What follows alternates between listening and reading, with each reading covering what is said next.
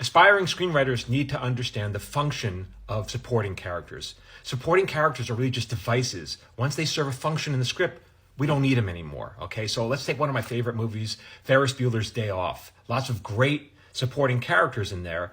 We'll start with the boring economics teacher played by Ben Stein. Bueller, anyone? Voodoo economics. We all remember that guy, right? Great supporting character. What was his function? Well, he supported the main storyline of Ferris Bueller.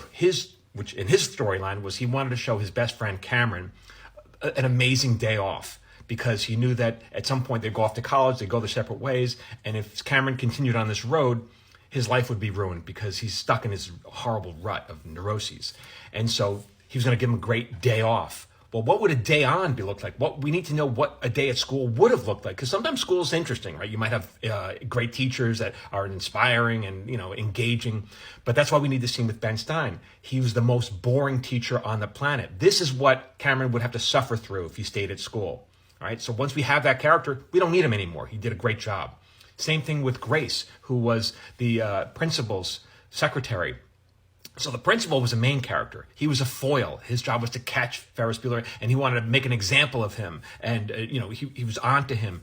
But you can't just think that. He has to say all that to someone. So he said it to Grace. He was the one he was talking to, right? And so, and afterwards, she would say, oh my God, Ed, you sound just like Dirty Harry. And now her function was to boost him, because when you have a foil, you want him to be like formidable. And so he was like, yeah, I am like Dirty Harry. I'm going to catch Ferris Bueller and I'm going to ruin his life. So whenever you have a villain, you want the villain to be really formidable. He wasn't a buffoon, Ed Bruni.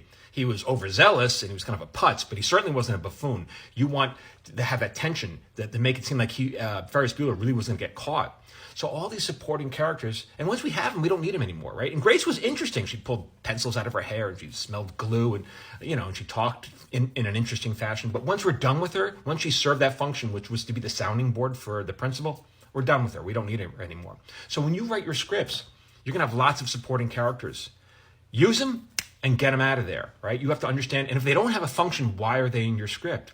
And if you're an aspiring actor, it really helps to understand story and story structure. So that way you can read the script and know, okay, what is the function of my character here?